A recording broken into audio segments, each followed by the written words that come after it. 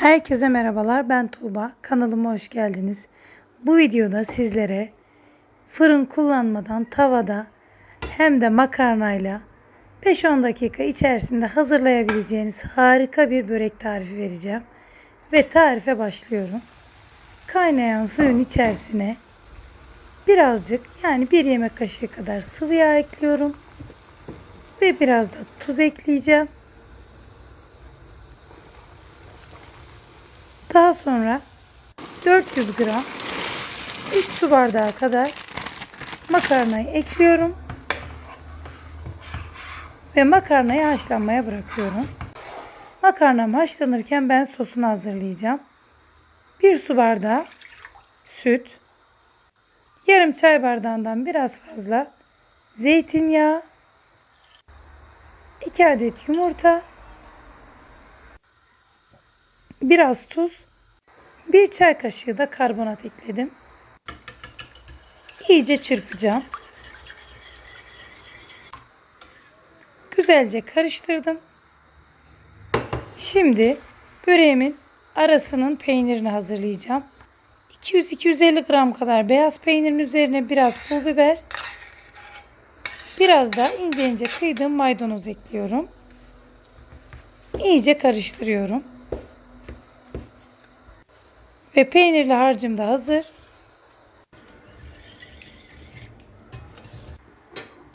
Sosumun içerisine haşlanan makarnalarımı koyuyorum.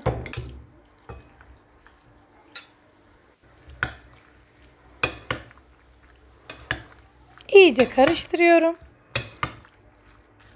Çok kolay ve lezzetli bir tarif. Tavamın içerisine bolca tereyağı sürdüm. Ve makarnanın yarısını tavanın altına videoda gördüğünüz gibi yerleştiriyorum. Şimdi arasına hazırlamış olduğum peyniri koyacağım. Lütfen videolarımı beğeniyorsanız kanalıma abone olmayı unutmayın. Peyniri tamamen yerleştirdim ve kalan makarnanın yarısını da üzerine güzelce yerleştiriyorum. Makarnaların tamamını yerleştirdim.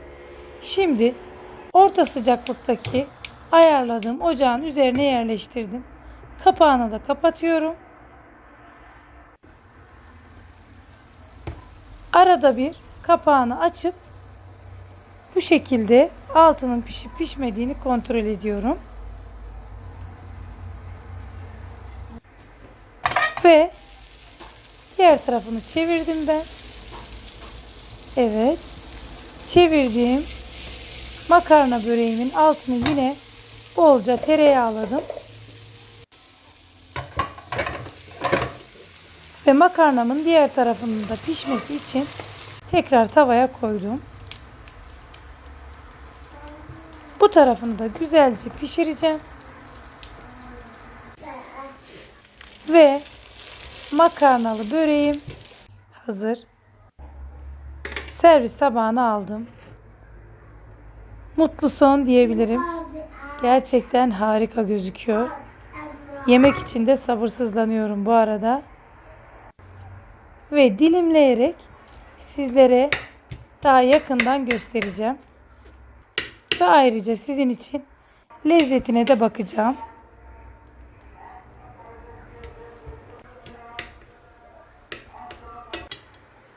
Böreğimi dilimledim. Ve final. Gerçekten bu görüntü sizleri bu tarifi denemeye zorlayacak. Ve deneyenlerden mutlaka yorum bekliyorum.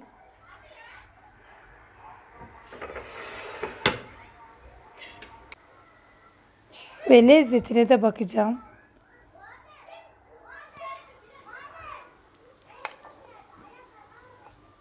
İnanın çok lezzetli olmuş. Sizler de deneyin ve lezzetine bakın. Yine güzel bir videonun sonuna geldik. Beni izlediğiniz için çok teşekkür ederim. Sizlerle yeni videoda buluşmak dileğiyle. Hoşça kalın. Afiyetle kalın.